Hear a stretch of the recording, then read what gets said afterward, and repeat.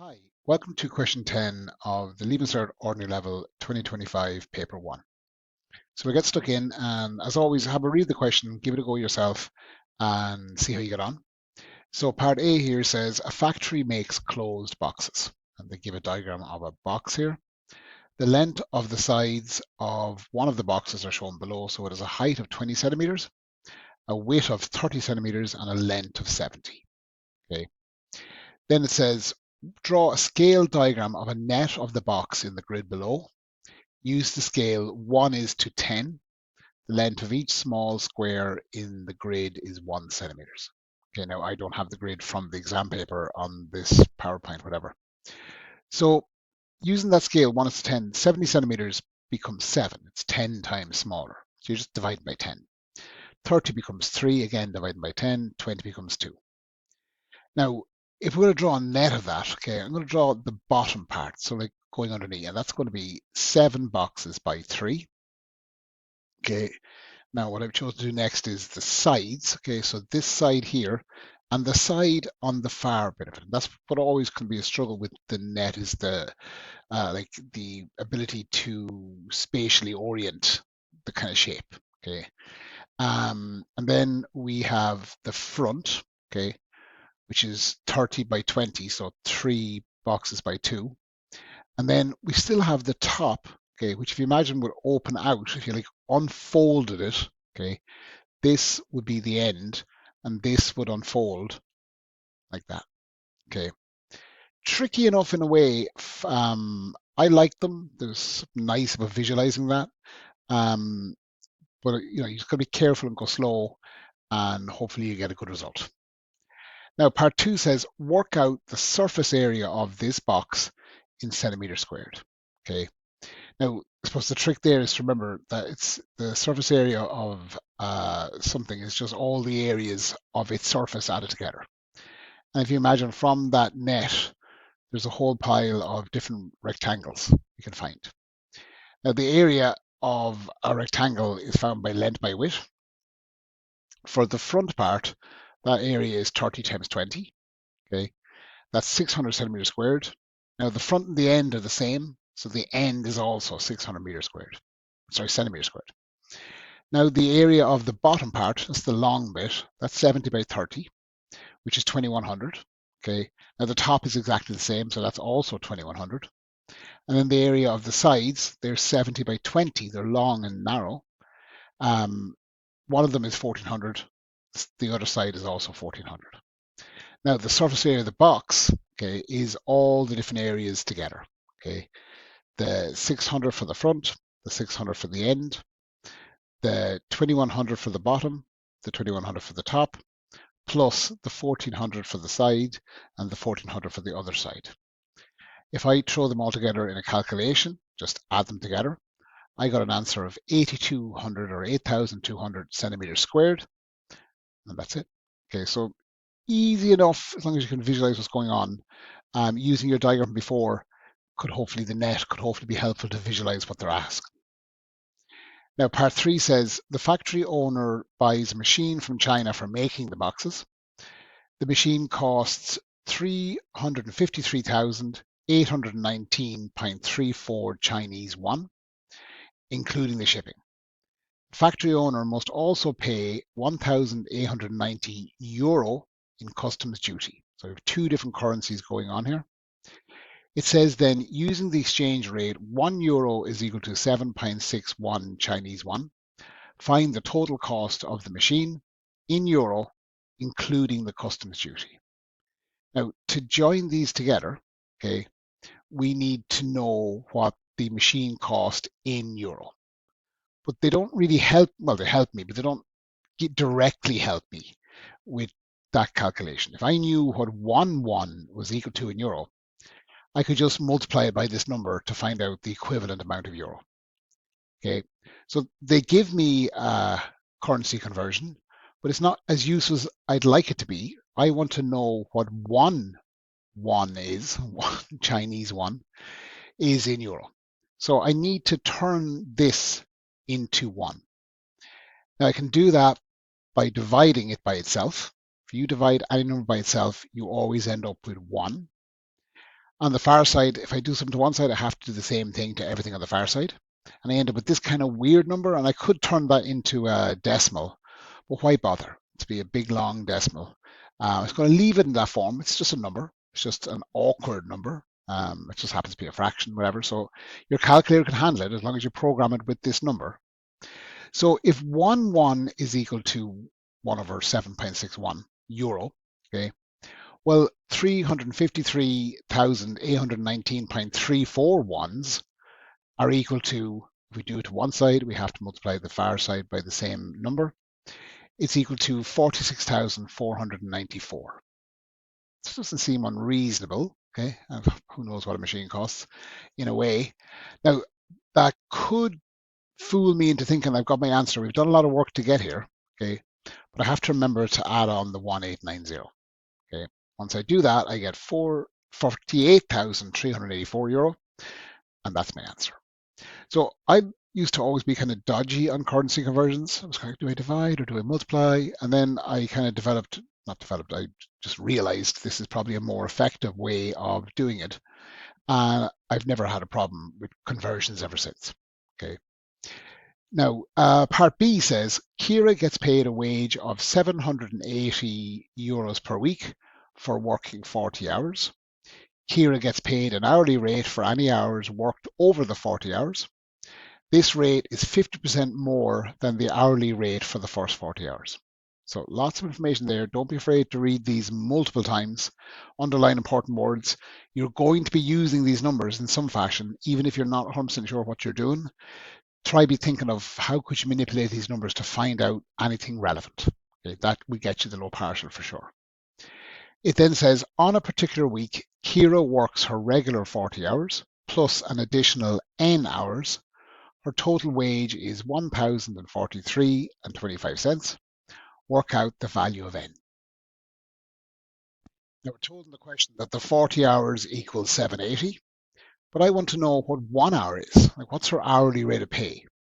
Now, to turn 40 hours into 1, I can divide by 40, and divide by itself becomes 1. If I do it to one side, I have to do it to everything else on the far side, and I end up with this number. When I use the calculator, I end up with 19.5, which isn't unreasonable, okay, for an hourly rate of pay. So once I know what 1 hour is, I have to kind of think through. They said that her total wage, okay, is the 780 for the 40-hour week, okay, plus 50% more per hour for anything worked beyond. Now, I'm going to multiply this by 150%. 150% includes the 19.5 and the 50% extra. Even though it's in calculation form, I could just work out that number separately, okay? And then she works whatever number of hours. They're calling that N hours. So I'm multiplying that by N. So this number, let's pretend it's 25, maybe. 25 times the number of extra hours she works. So you could deduce that little formula yourself, even if it's a crude version of it, as long as you're making sense of it. Once I do those calculations, okay, we were told the total cost is the 1,043. I've worked out that 150% of a 19.5 is 29.25. Again, could have done that as a separate calculation, times the number of hours. Now, this is an equation of one unknown. It's solvable. Okay, I just have to go ahead and do it. So I want to get rid of that 780. So I'm going to take 780 away from it. Okay, if I do it to one side, I have to do the same thing to the far side. But that creates two little sums here. I'm going to do that little subtraction there. And on the right-hand side, should the 780 take away the 780 is gone because it's left with 0. Now I have a kind of simpler statement. It's saying whatever. I want to get rid of this 29.25. I want to know what 1n is. So I'm going to divide the 29.25 by 29.25 because dividing anything by itself will turn it into 1. And for the algebra, if I remember, if I do that to one side, I have to do the same thing to the far side. Now it looks like I have a typo there. It should be a 2.5. Okay. I think the calculation is correct. Okay. And that's coming out to me as 8.8 hours. Okay. So I just divide both sides by 29.25 and I got 8.8. And that's it. Now, part C, part 1, a shoe repairs clothes. The charge for repair is given by the following formula.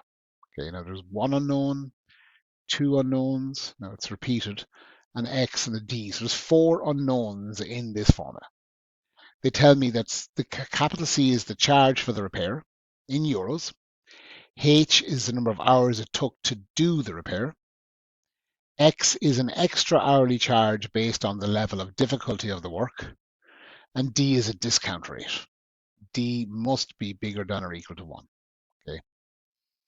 Now, find the charge for a repair when it takes 3 hours to do the repair. So I'm told the H value, so I know something. I can always substitute 3 into this, and even though I need to know more to solve it, it's something. Okay. The extra hourly charge, okay, which is the X value, is £3.5, so I'm given more, and the discount rate is £1.1. The question then says, give your answer correct to 2 decimal places. Now, there's my formula. There's the 3 things I've been told in the question. There's 4 unknowns. I know 3 of the 4 things, so there's only 1 unknown. That's solvable. Okay. I put the numbers in the right place, okay, in brackets. Then I can use the calculator, even though it's kind of, it's a big enough calculation. The calculator can handle it if you go careful. I come up with my answer of 64 euros 0.090.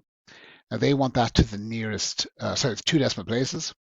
That's 64.09. That's it. Now part 2, okay, says find the value of X when the charge for the repair is 76. The repair takes 4 hours and the discount rate is 1.2. So in this situation, I'm given this number.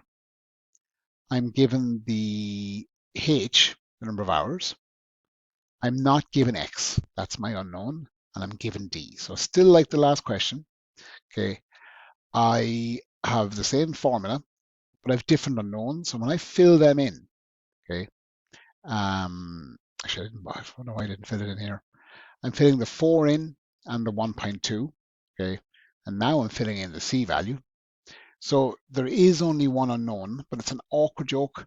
I'm going to bring the 1.2 across, okay, and for editing reasons, I can't really show it as well as I'd like. When the 1.2 is divided on the right, when a comes across the far side, it'll multiply on the far side. It'll do the opposite operator. And I ended up with 91.2, okay. I made another error there, okay. Apologies, I just fixed that issue there and I had the wrong answer. So this 80, I'm going to bring it across. It's added on the right, it'll be subtracted on the left, okay? And I'll end up with 11.2.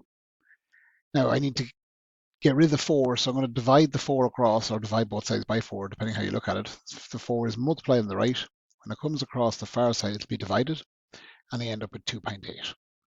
Now, one of the reasons I should have known I was wrong is if I go back to the previous question, you gave an extra hourly rate of 3.5. The original answer I had there was like 20 or something.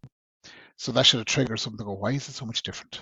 Okay, and when I redid it and copied my error, 2.8 makes much more sense in relation to the original extra hourly rate. Now it then says, in the formula for C above, D must be bigger than or equal to 1. What impact would changing D so that D is less than 1 have on the cost of the repair?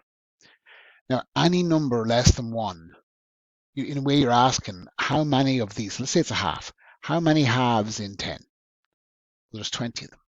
Okay, so it would make the charge much bigger. If the discount is bigger than 1, it would bring the price down. If it's less than 1, it would bring the price up. If it was 0, it's impossible. That's not a defined thing in maths. Simply saying how many zeros in something arguably doesn't make any sense. Okay, it's not negative. Okay, right. So if D is greater than or equal to 1, then the value of C would decrease. Okay. And maybe I'm not even being as explicit as I should be there as I read it. Okay. What impact would changing D so that D is less than 1 have on the charge for repair? Actually, I haven't answered the question. If D is less than 1, the value of C would increase, is what I should have said, to be more specific. Probably we get the marks, but I'm not being maybe I wouldn't get full marks. Now, that's the end of question 10 and the end of the Leaving Cert Ordinary Level Paper 1 2025. As always, if you want a copy of these notes, send me an email at shanetroy@gmail.com. Like and subscribe to get access to more playlists. Best of luck.